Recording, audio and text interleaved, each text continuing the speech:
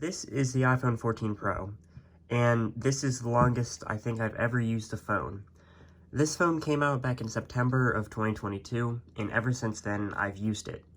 There hasn't been one device that I've wanted to switch to, other than this phone, because this phone has been reliable overall. And while there has been a few issues that I've had with it, this phone overall has been pretty reliable, and I've had less issues with this phone than other phones. So first, I'm going to talk about wear and tear. First, this is my Apple Silicon case. I got this around early February, so over a month ago, and it really has taken a good amount of damage so far.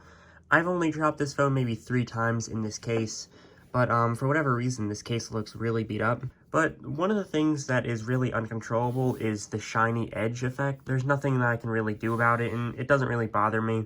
But another thing that does happen is, this is pretty visible right here. There is a little mark right there, and this is from using MagSafe accessories. So for example, this is my MagSafe battery pack. Whenever I put this on the phone, this will slowly but surely leave a mark, and every time I put it on the phone, that mark gets deeper and deeper. But on the phone itself, there has been some cosmetic damage. Surprisingly, the cameras are still perfectly fine. There's no cracks, no scratches, nothing like that on the cameras. But on the bottom of this device, there is a good bit of damage. So right here, that was from when it fell onto a fireplace. That is really annoying.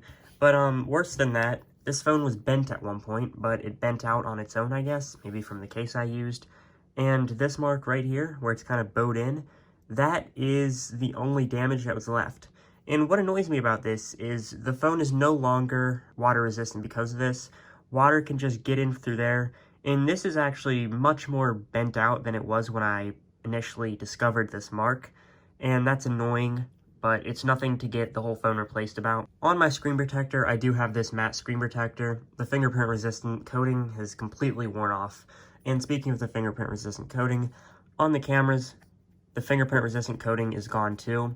That is a really big issue, and I've already replaced the fingerprint resistant coating probably 2 or 3 times. It's pretty easy to apply new coating. This is like 15 bucks to buy some of this, and I just put it on the cameras, and after cleaning it and letting it sit, eventually the coating does soak in, and it works, but it's annoying to do. On the battery side, the battery health on this phone is at 93%. So last time I did a video like this, I believe was 3 months into owning the phone, it was at 100. Since then, it went to 93. I was not expecting that, but given how I have used this phone pretty heavily, and I have not used any optimized battery charging because I don't like that stuff, this is pretty surprising that it's not at something like 88 now.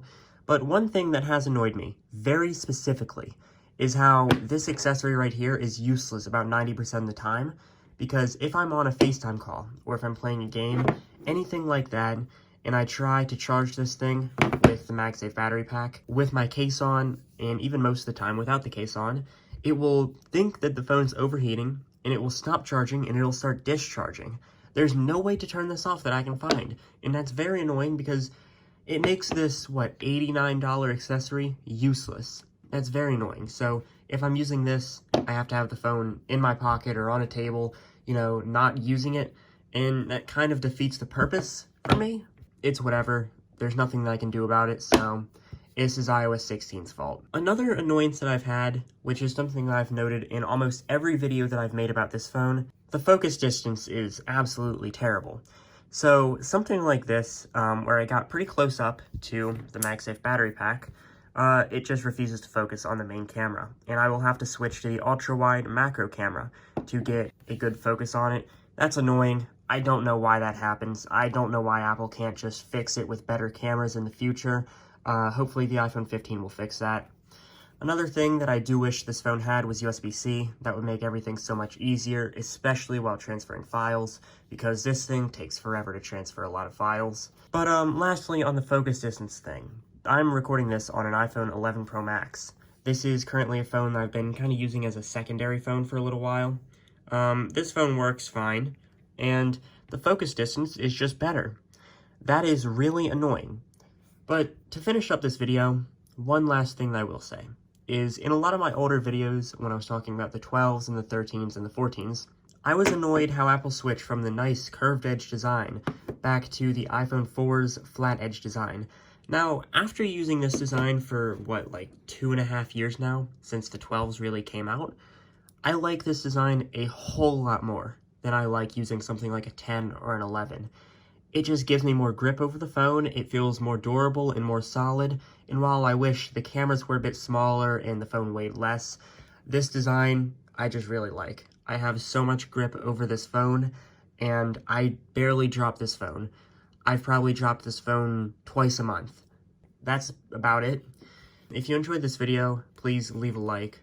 But with that said, thank you for watching, and goodbye.